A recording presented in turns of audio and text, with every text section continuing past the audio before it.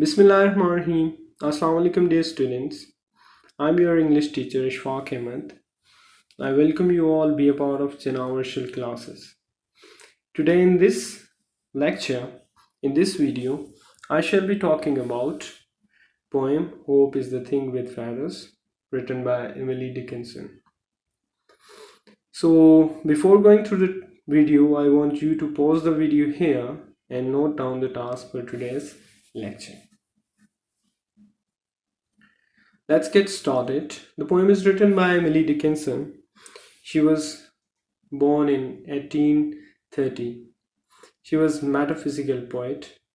Metaphysical is a term for most abstract things, for things which are present but we cannot see that.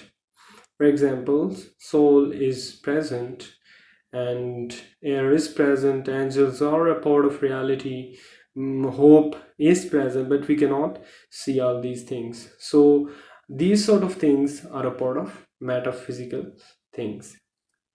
In first stanza, she said that hope is the thing with feathers that perches in the soul and sings the tune without the words and never stops at all.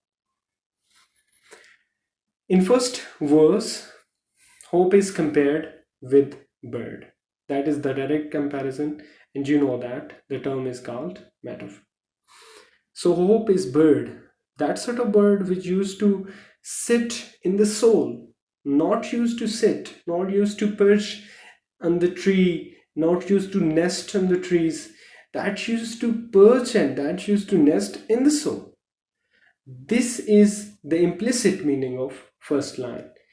There are two types of meaning a poem contains. One, surface meaning, or another term for surface is upper meaning, and then implicit meaning or internal meaning. So internal meaning, hope is connected with the soul. Hope is a part of soul, and hope is, you know that hope is very much important according to Islamic perspective as well. We should be hopeful always. We should be optimistic and hopeful.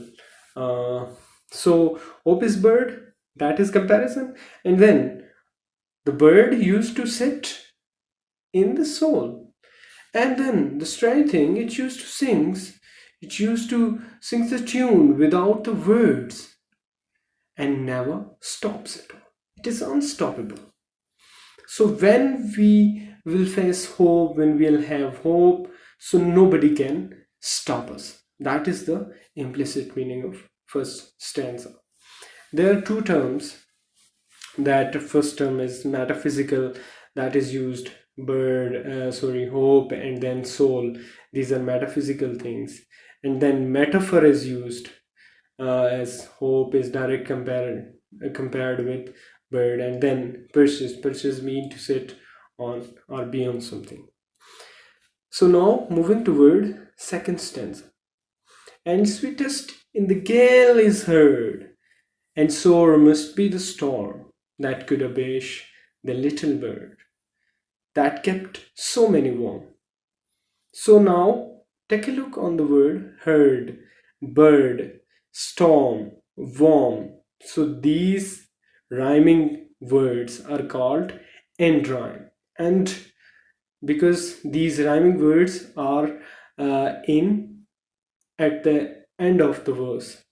So in this stanza, she says that whenever I'll face hope, whenever I'll have hope, I used to be very optimistic, and that sounds good for me.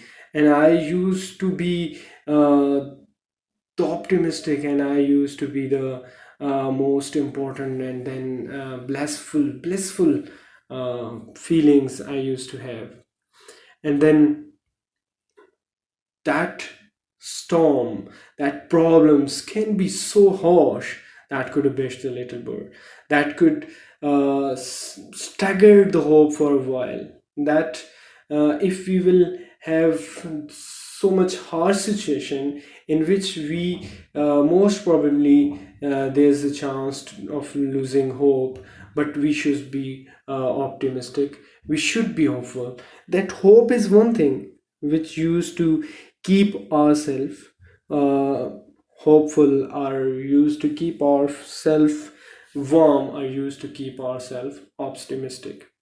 In second stanza, in short, she says that hope means a lot for me in the gale, and there should be so much harsh situation that could abase the little bird, that could put the little bird or staggate the little bird for a while. But it kept a lot of people, most of the people, warm, hopeful, blissful, optimistic. So that was the implicit meaning of second stanza. Now moving toward third stanza and last stanza. I've heard it in the chilliest land and on the strangest sea, yet never in extremity it asked a crumb of me. So I'll focus on two words here, chilliest land and strangest sea. So the implicit meaning of these two verses, these two words are the most severe problems. So chilliest land is compared with the problems, a lot of harsh problems, and strangest sea, most probably the problems, the sudden unexpected problems. So he said that I have heard it.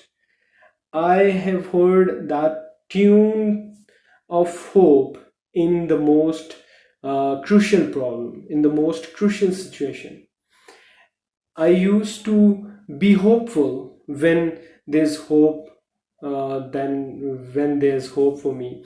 So I asked a question in the first stanza that why she compared hope with bird, not any other animal, because bird is something that can go in any sort of place, anywhere, in the strangest sea, in on the sky, and far away, within short time than any other animal.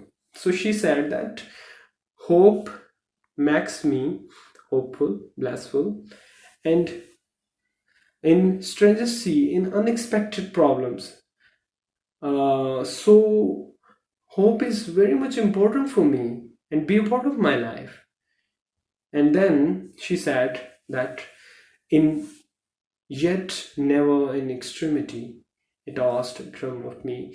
It never asked anything in return. It asked, it always gave me, it never asked for return or for anything. So I hope you understand a lot from this lecture. If you have any question, you can ask me on the day when I'll upload the video in the group on your day, Monday. Thank you very much for watching the video.